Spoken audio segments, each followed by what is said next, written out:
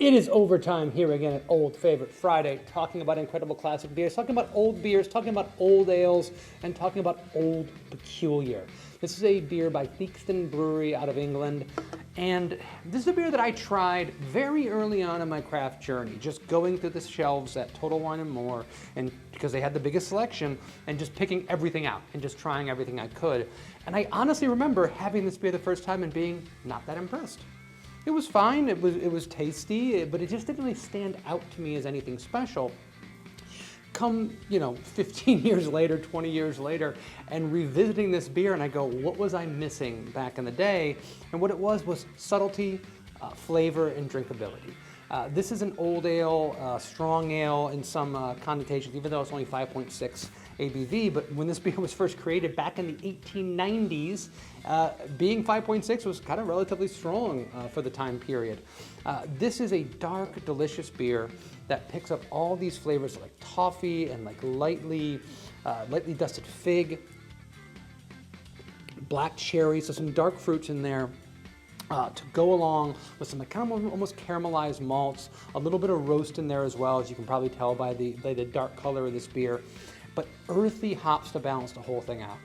This is a classic British style ale, and it is something that is so important to understand the subtlety of a beer like this and not to go in looking to be blown away by one aspect of it.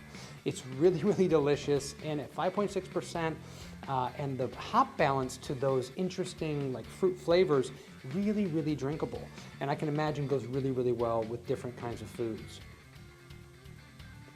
The brewery itself, I said this beer was created in 1890.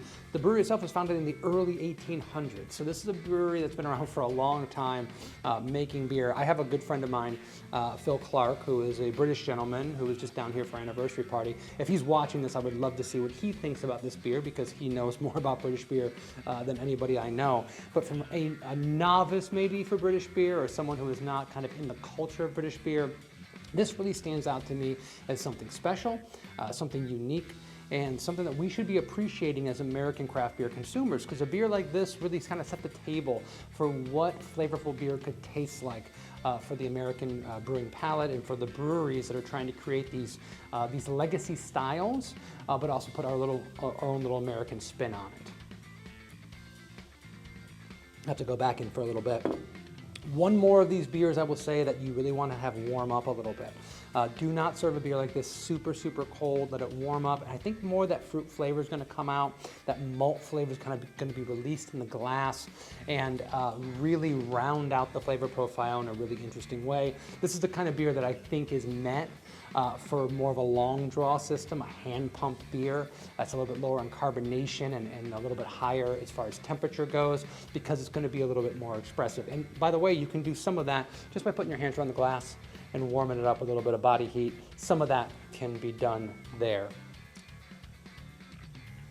On the website for this brewery, they recommend stews and blue cheese as far as good pairings for this. I think that sounds great, and who am I to argue with the brewery who actually knows this beer and has known this beer for a couple hundred years and understands how this beer should be paired. I think deep, rich stews are really, really nice. Red meats would be really, really nice with this. And I will love to try the last 2 cans I have of this with some blue cheese and a nice cheese board at my house. And I hope you guys will go there and pick this beer out. If you've always thought, saw that and thought it was a little bit of a curiosity, the name is interesting, but you never picked it up, go do so. If you haven't picked it up in a while, this is a time to do that as well. Thank you guys very much for joining me, as always, for Old Favorite Friday. Please like and subscribe, poke around the channel, see longer videos, incredible videos about great classic beers. We do this because we love beer. This is not promoting Barrel of Monks Brewing at all. It's talking about incredible classic beers because this is why we got into this industry. It's beers like this that inspired us to love beer as much as we do, and we hope that holds the same for you. And we'll see you next time. Cheers.